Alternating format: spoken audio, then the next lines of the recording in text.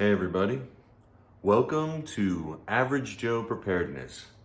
My name's Rick, and I'm an average Joe.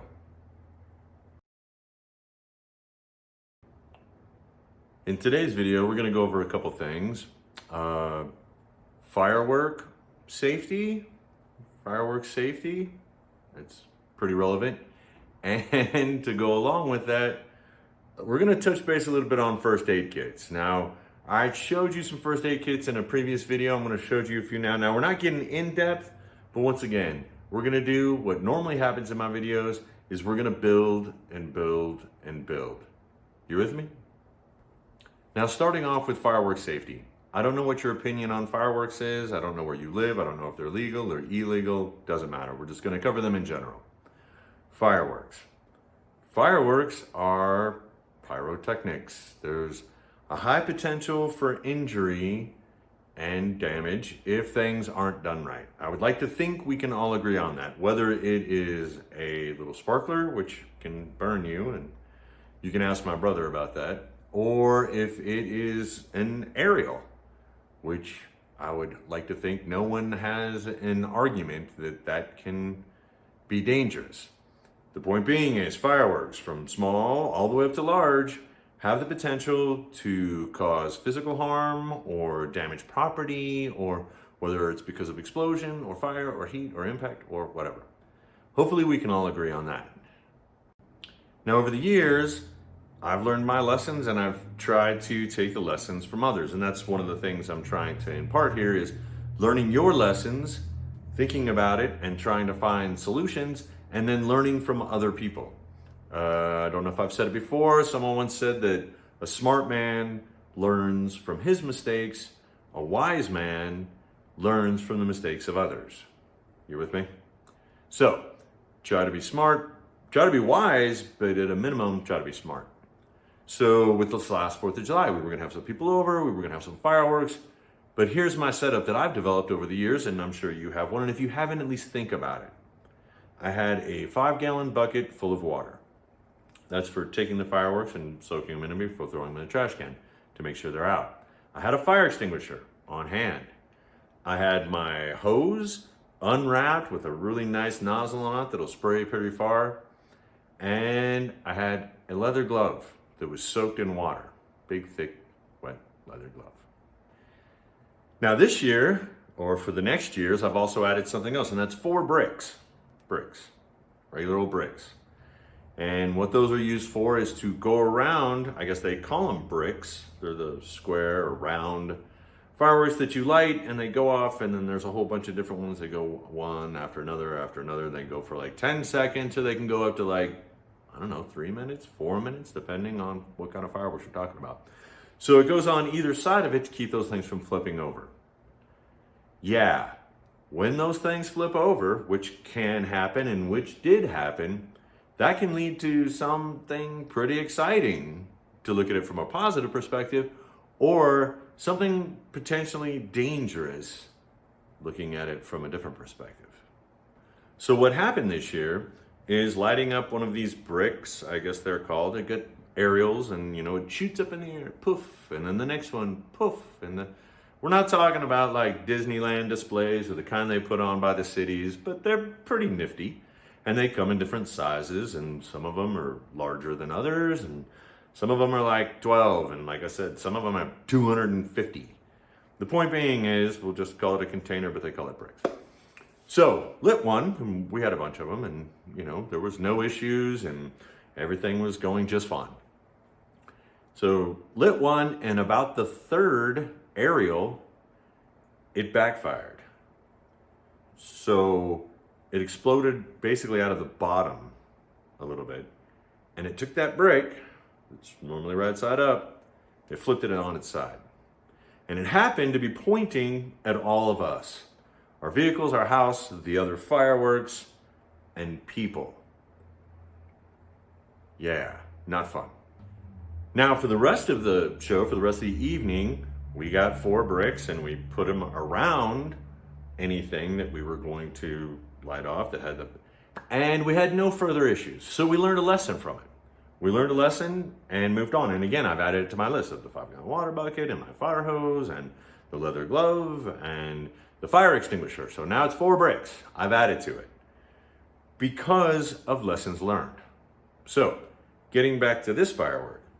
So it flipped over, it's about number 3, so it probably has 8, 9 more of these aerials that are gonna shoot out of it, which are now pointed, and they shoot and then they explode.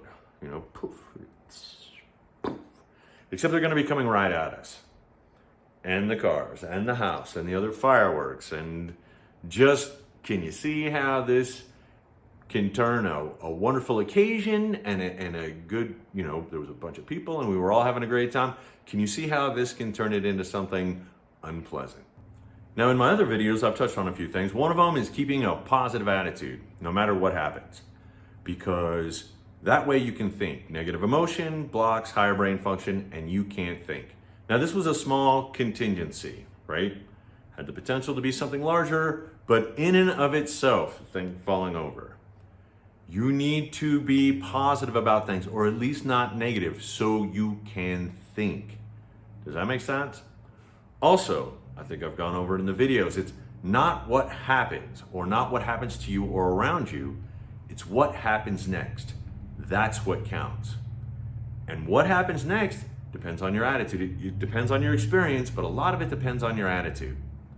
And that positive outlook on life, or at least not going negative, that's gonna help you in the long run. Trust me. So it just so happens that I'm the guy lighting the fireworks, I'm the guy wearing the wet leather glove, I'm the guy who was closest. So, yeah. All right, we have a problem. The problem is this brick of fireworks has fallen over. It suffered a malfunction and it's fallen over. And there's the potential for these to be shot at us and cars, again, vehicles. This is bad. Okay, like in my own view, this sucks. This sucks. All right, well, let's not get stuck on that. Let's not get stuck on this sucks. All right, I agree with you. This sucks. Now, what are we going to do about it? That's what counts. That's what counts in any contingency, whether it's a firework or something larger, is, okay, recognize the suckage. Okay, this is bad. Recognize it for what it is. And then take the next step. Move on. Don't focus on the problem.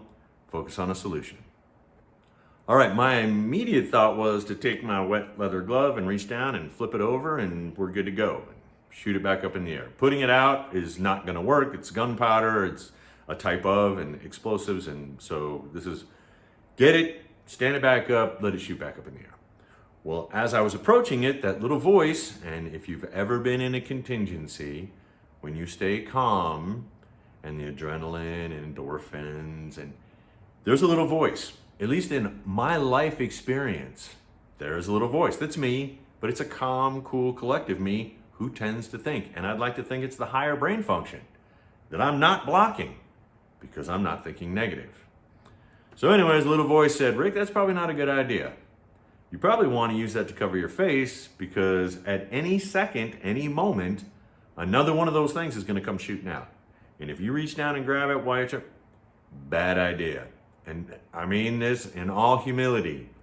This is not that attractive, but this is what I got. So what's the next thing? Little voice said, okay, we got to find another way to flip that over. What I did was I covered my face. I came a little bit of an angle so it wasn't shooting right at me.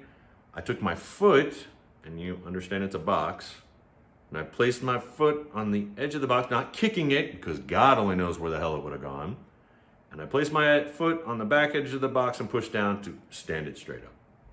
Yes, simple enough. And the rest of them, except for one, we'll get to it in a second, the rest of them went up in the sky and they did what they were supposed to do. And as I said, the rest of the night went on just like normal with the 4 bricks, which are now added to my safety checklist for 4th of July. 4th of July safety checklist. All right. But there was the one. And we'll talk about that next. So while I was flipping the box over with put my foot on the back side, flipping it back over, that was when, what's going to happen? Come on, Murphy's Law, anything that can go, what's going to yeah, so one of the little aerials went off. But my leg was over it. So I took one in the leg, right down there. Now, luckily it didn't explode. It just came out really fast from an explosion, struck my leg, bounced off, went bouncing, and then it poof, did this big thing. Didn't hurt anyone, and then again, the rest of them up in the air. But I did take one in the leg. It's not something I recommend. I would show you, but it's kind of gross, and then I would have to put that like images thing, and for all I know, YouTube's gonna, take it off, but it's not that bad, trust me.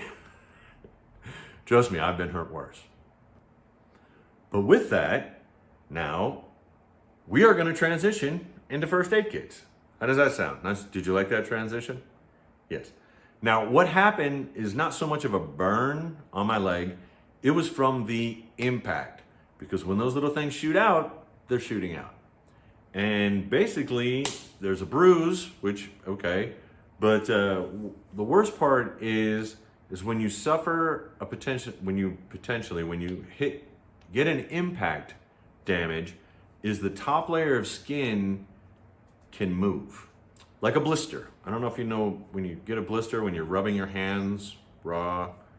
What that is the top layer of skin is separated from the lower layers of skin. And then the body goes in to try to fix it. So imagine I have a blister, basically, on my leg. It's about yay big, but not the point. The point is it's just a blister. Luckily, it didn't explode. My leg wasn't close enough for the explosion that sent it out to burn me. I don't think there's any burns that I've seen so far, although I have taken precautions and we'll look at it. So basically, I just have a really big blister on my leg and everything else was wonderful. But let's transition into first aid kits. Now I have some stuff here I want to just show you real quick as to what can happen if you are developing, if you are moving from I just want to get preps to I want to be a prepper to preparedness to prepping to a preparedness mindset. Everything in life should be an evolution. Please do not be stagnant. Don't stop where you are. Please try to continue to improve, and not just you, but everything around you. Does that make sense? So, first aid kits. This is, and I'm not getting anything off these guys. This one is old, but it was still sealed up. So this is a regular first aid kit. This one's actually newer, put out by the same company. Again, I'm not getting nothing off them. It doesn't matter who's making them. But this one's been open for a while, and this one's been modified. So this is an old one, standard. This is older. I mean, not as old, but it's like a year old. But this one I've been modifying, and then we'll get into these other things in a moment. So if we look at the first kit that hasn't been modified, and I really actually haven't opened this up yet, so this will be interesting. It has standard, usually it's got first aid kit, it's got an emergency blanket, it's got some rubber gloves, little bitty bit of medical tape, band-aids, boxes, a couple gauzes, an ice pack, and some Tylenol, some ibuprofen. There's some first aid ointments, little Neosporin, more band-aids, and more band-aids, more band-aids, and then some of these little wipes. And a tongue depressor? Not kidding.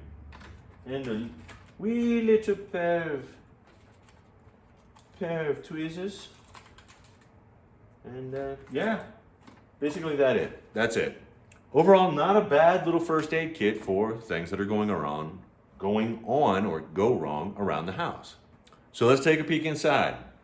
This one is the one that's under the kitchen sink in the house. And we open it up. First thing you'll notice is it's got a bunch of different more gauzes. That's the little ice pack. It has a roll, which I'm currently using, of gauze. It's got the same little boxes of Band-Aids. Put those where you can see them. It's got the same little first aid book, but this has got a very large medical tape, nice pair of medical scissors, and then this is, I don't know if you can read that, it's Bacitracin. I'm pronouncing it wrong, but if you can't get a hold of Silvadine, which is used for burns, according to the internet, this is like the second best thing. And it's got burn gel. Everything else in here, the Neosporin, and is what's in the other kit. So those are the few things that have been modified. Now, a lot of people don't look at their first aid kits even though they get used. Like these Band-Aids, I'm gonna start putting this back together again, get to the next point. These Band-Aids, I've seen people, they'll go and they'll open it up and there'll be like no Band-Aids, or there'll be only some types of Band-Aids, and the ones that get used all the time aren't there anymore. It's kind of worthless. I've seen people use like the little ointments and those things don't get replaced. Or they use up this little bitty roll of medical tape and they don't replace it with something a little bit more suitable, we'll call it that. Or the ice pack, it gets used, doesn't get replaced. Or they find themselves needing a larger gauze bandage, but yet never actually putting it into their first aid kits. And even more gauze. What I'm getting at is first aid kits can get used up, people don't replace the stuff, people don't modify them. And what are you doing? You are setting yourself up for failure. Now, last thing, we're gonna take a look at this bag right here. Move this aside. Now these are getting ready to be added to it because of the latest thing that just happened. So let's take a look inside this bag. What could possibly be in here, Rick? Well, as I said, you need to modify things and you need to restock. Moleskin. Put a little bit in each one of the kits. I think I had talked about that in the other first aid kits that I have that were used for hiking or were used for camping.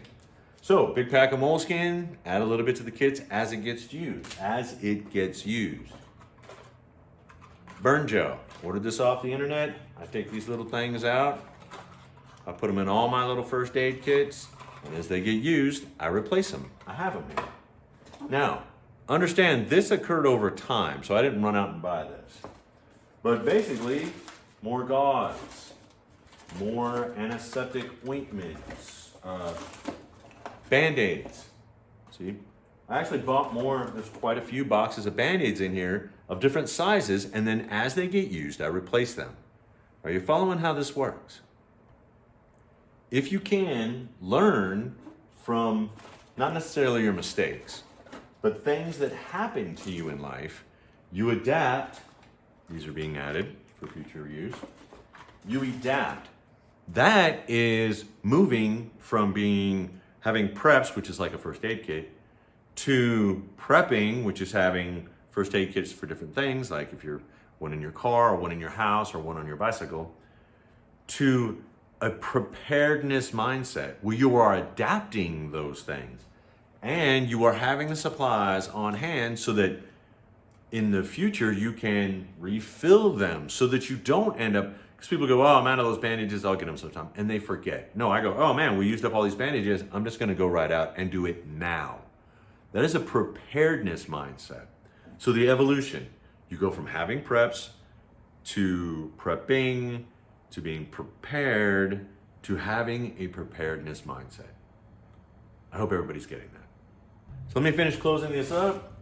And I forgot in the beginning of the video, normally what I start off with is something along the lines of, well, I checked out the news and I checked out the feeds, and basically the world is still going to heck. Still going to heck. So if you don't think that you need to have preps, if you don't think that you need to be a prepper, whatever, or be prepared or have a preparedness mindset, I believe you're setting yourself up for failure. Now, these first aid kits, and I've shown you in a previous video, one really small and then some medium ones. Now we're getting a little larger with the backups. You see how that builds. You need to start doing that in your life. The world is not going to get any better. There is nothing that I know of or can think of, and if you can think of something, put it down in the comment section, that is going to happen today or tomorrow that is just going to make us all join hands and sing Kumbaya. It's just not going to happen. So please watch the other videos, build, get the ideas, and you need to start taking responsibility for your life, where you are now, and where you need to be. Okay, let's recap. Fireworks safety. I went over a few things that I do that are on my little checklist. If you do fireworks, I'm not saying anything, but it can still do with bonfires if you have those, or even cookouts or camping or anything that has to do with fire or something along those lines. And I went over my checklists of things that I've developed, and you may have some, or if not, start thinking about it and developing your own. Then we transitioned to that, because of what happened, into first aid kits just a little bit. This isn't in depth on first aid kits. Once again, we're just touching base, and again, the videos build off each other. We will one day sit down and I will do an in-depth one on the one I carry on my bike, the one I have in my backpack when we go hiking, the one I take when we go camping with multiple people. I'll go over maybe this a little bit more in depth, although you saw most of the stuff, or the one that's under the sink.